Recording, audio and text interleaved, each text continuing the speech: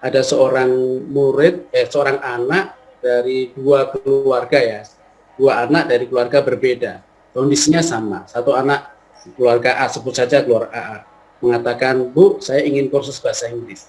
Respon orang tuanya, nggak usah neko-neko, nggak usah macem-macem, ingin kursus bahasa Inggris segala, keluarga kita makan aja belum tentu ada kok mau kursus bahasa Inggris. Sudah lupakan kursus bahasa Inggris aja, nggak usah memikirkan yang aneh-aneh. Keluarga A, anak dari keluarga B mempunyai permintaan yang sama, kondisi keluarganya sama. Bu, saya ingin kursus bahasa Inggris. Yang B merespon apa? Wah, kamu punya keinginan yang bagus ya, ingin kursus bahasa Inggris. Kalau kamu bisa bahasa Inggris, kamu nanti bisa mengajari teman-teman kamu bahasa Inggris. Bahkan kamu bisa punya kesempatan ya belajar ke luar negeri, bisa menjadi diplomat atau bisa menjadi menteri luar negeri. Ya. Bagaimana kalau kamu sekarang untuk mewujudkan mimpi kamu itu, sekarang bantu ibu mengumpulkan kayu bakar, mengumpulkan barang-barang bekas yang bisa kita kumpulkan dan bisa kita jual. Mudah-mudahan hasilnya bisa dipakai untuk kursus bahasa Inggris kamu. Ini dua anak keinginan yang sama, respon yang berbeda, hasilnya udah bertolak belakang. Tentu yang ada langkah itu adalah yang B. Yang 50% adalah langkah untuk mewujudkannya. Dan inilah sebenarnya menggeser sudut pandang, shifting paradigm itu menjadi sangat diperlukan. Jadi dalam bahasanya Mas Jamil Az-Zaidi itu adalah on, ya. Ubahlah kita dalam konteks vision, action, passion, dan collaboration. Visi kita, pandangan jauh ke depan itu harus diubah secara positif, ya. Akan berdampak kepada action, langkah-langkahnya juga akan positif. Dan melangkah tidak hanya sekedar fisik, tapi melangkah yang dengan passion, yang lahir dan batin terlibat. Dan kita melangkah itu tidak sendiri, karena kita berada dalam konteks, kita tidak berada dalam ruang vakum, ruang kosong. Karena itu kolaborasi itu penting. Berkolaborasi itu agar muncul sinergi.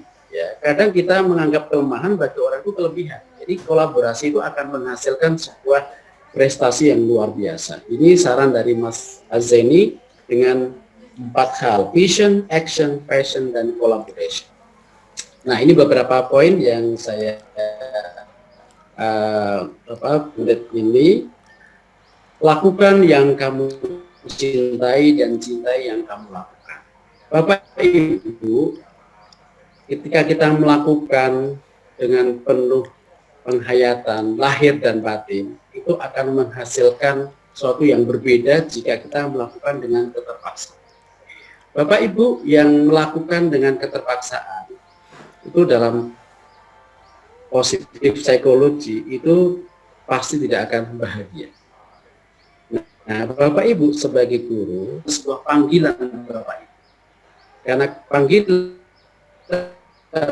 maka Bapak Ibu mencintai profesi ini dengan baik. Maka insya Allah Bapak Ibu memilih profesi yang mendatangkan kebahagiaan. Bapak Ibu bahagia di kelas, bahagia itu menular pada peserta didik dan orang-orang di sekitar Bapak Ibu. Ini adalah interpersonal. Tapi interpersonal tidak akan terwujud kalau Bapak Ibu tidak bisa atau kita tidak memulai intrapersonalnya dulu, ya. Engagement dalam bahasa Martin Seligman itu adalah engagement, terlibat lahir dan batin.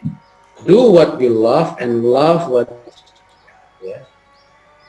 Bapak Ibu, perbanyak bersyukur ya, atas apa yang kita miliki. Be grateful ya. Bersyukur itu berarti menerima semua kenikmatan yang sudah diberikan Allah. Bapak Ibu bersyukur sudah diberikan kesempatan ikut PPG ini. Bapak Ibu bersyukur mendapatkan pengelola PPG seperti Pak Suwadi dan Bu Endang. Bapak Ibu bersyukur karena ada Profesor Sumarni ya, diberikan FITK yang luar biasa. Itu sebenarnya bentuk bersyukur, menerima diri dengan positif akan menghasilkan langkah-langkah yang positif. Ya. Tapi kalau kita tidak menerima, intinya itu complaining and complaining, hanya mengeluh dan mengeluh. Tapi kalau kita menerima diri secara positif, maka akan menghasilkan langkah yang positif. La in syakartum la azidannakum wa la in kafartum inna adzabi lasyadid. Bersyukur akan menghasilkan banyak sekali kenikmatan yang akan diberikan Allah yang lain. Ini adalah rumusnya. Hidup yang sehat, Bapak Ibu, di tengah situasi seperti ini, Bapak Ibu juga harus menjaga kesehatan. Ya. Tidak hanya kesehatan fisik, tidak hanya kesehatan lahir, tapi juga kesehatan secara sosial, sehat secara spiritual, sehat secara mentalnya, psikosomatik ya. Yang dalam keadaan tertekan secara psikologi itu bisa berdampak kepada fisik kita. Jadi tubuh kita itu kan bersifat sementara, tetapi kalau sibuk penting untuk membangkitkan kualitas jiwa yang lebih penting, sehingga akan berdampak kepada fisik kita. Menghadapi ujian, Bapak Ibu rileks saja, tenang dalam pengertian yakin saja bahwa Bapak Ibu akan bisa menyelesaikan semua dengan mudah dan dibayangkannya insya Allah lulus. Kenapa? Karena Bapak Ibu yakin ada Allah dan Bapak Ibu melangkah, sudah berusaha melangkah, maka pasti akan dimudahkan jalan ke sana. Itu membuat kita akan lebih sehat ya dalam situasi pandemi ini, agar kita imannya, imunnya juga akan terjaga. Bermimpi dan berpikir besar, dream and think big. Bapak Ibu tidak hanya berpikir untuk PPG ini saja. Bapak Ibu berpikirnya sebagai guru yang akan menginspirasi ya ke depannya, menghasilkan para pemimpin bangsa, pemimpin dunia. Dan lewat tangan Bapak Ibu itulah akan menghasilkan generasi yang berkualitas, generasi yang bisa memperbaiki seluruh yang ada, menghasilkan alternatif pemecahan yang positif. Dan itu melalui tugas atau profesi Bapak Ibu sebagai pendidik, sehingga insya Allah Bapak Ibu akan menjadi orang yang mempunyai amal jariah yang luar biasa. Berpikir besar itu Bapak Ibu tidak hanya melihat dari skala yang kecil, hanya ujian saja. Insya Allah ujian itu akan bisa teratasi karena Bapak Ibu itu sudah berpikirnya nanti lulus ya. Ada sebuah renungan, ini soal mindset saja. Itu saya ingin punya laptop ya. Tantangannya nggak punya uang.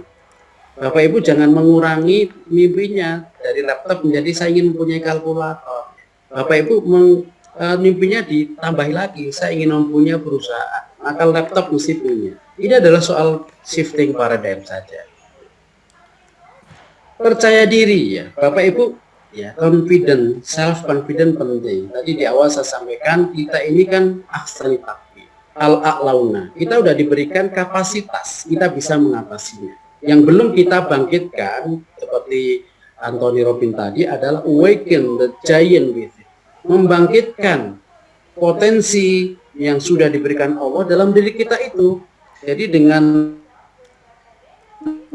selalu positive thinking, selalu membuat hal yang positif, melakukan yang positif, maka akan membuat kita menjadi diri yang aksari takwim tadi. Tapi kalau kita tidak melakukan, maka kita akan dilempar ke aspal, ya, menjadi asfal safilin. Ya, saya kira tempat yang rendah itu yang tidak mempunyai falahum ajrun ghairu mamnun, yang tidak ada balasan yang terus mengalir ya. Tapi kalau kita punya amal soleh, punya keimanan, maka kita akan punya prestasi ya. Ajrun itu bisa diartikan sebagai prestasi itu terus ada. Kenapa? Karena kita memaksimalkan potensi kita yang kita miliki. Percaya diri saja. Berpikir terbuka, open minded, penting Bapak Ibu. Jadi dalam situasi yang kadang banyak sekali ya, dalam situasi yang disruptif saat ini, berpikir terbuka, mendengar, memperbanyak sudut pandang, memperbanyak perspektif itu penting. Sehingga kita tidak seperti kacamata kuda ya, berpendapat kita yang paling benar itu tidak menjadi dan membuat kita malah memagari diri ya, tidak punya wawasan yang sangat luas. Bapak Ibu bersyukur punya kesempatan belajar melalui PPG ini di UIN Jogja. Mudah-mudahan itu bagian dari Bapak Ibu sudah mempunyai open minded dan lanjutkan terus itu. Jangan pernah putus asa, never give up. Ya. Setiap persoalan pasti akan ada solusinya. Kerjakan saja, just perform. Bapak Ibu melangkah, sudah punya mimpi tadi, lakukan. Sekecil apapun, nanti dievaluasi, laporkan lagi kepada Allah, terus lakukan lagi terus. Yang penting adalah kalau dalam bahasa iklan itu just do, lakukan saja. Jadilah diri yang tenang dan cerdas, be calm, be smart. Ya, Bapak Ibu, dalam situasi disruptif kita dihadapkan pada perubahan, kita ikut mengubah di driver menjadi trendsetter, bukan passenger atau follower. Tentu yang paling bagus adalah driver yang positif, karena ada driver yang tidak positif. Ya, karena Allah sudah memberikan potensi yang luar biasa dalam diri kita. Pentingnya membuat gambar besar ya, the big picture itu Bapak Ibu, buatlah gambar besar. Artinya apa? Bahwa PPG ini hanya satu langkah saja dari sekian langkah yang Bapak Ibu bisa kembangkan sebagai guru. Banyak kompetensi harus dikembangkan, tidak hanya melalui PPG. Bapak Ibu punya mimpi besar, maka buatlah mimpi besar itu sebanyak mungkin, maka insya Allah akan menjadi diri kita yang seperti apa. Profiling diri kita itu menjadi seperti apa. Bapak Ibu membiasakan diri ke sana. Berpikiran positif ya, positive thinking itu penting meskipun berat ya kadang ya. Atau bahasanya Al-Ghazali itu untuk husnudzon itu luar biasa berat. Sebagai ilustrasi, apa yang kita inginkan itu tidak tercapai, kita membuat alasan yang positif dulu, baru yang terakhir itu negatif. Ya, misalnya kalau kita ketemu dengan orang itu janjian ternyata tidak sesuai dengan harapan kita, dari 50 alasan itu 49 itu alasan yang positif. Buat positifnya, oh mungkin banyak bocor, oh mungkin sakit, oh mungkin ibunya sakit, oh mungkin ada acara mendadak dan sebagainya. Baru yang ke-50 boleh mengatakan kurang ajar.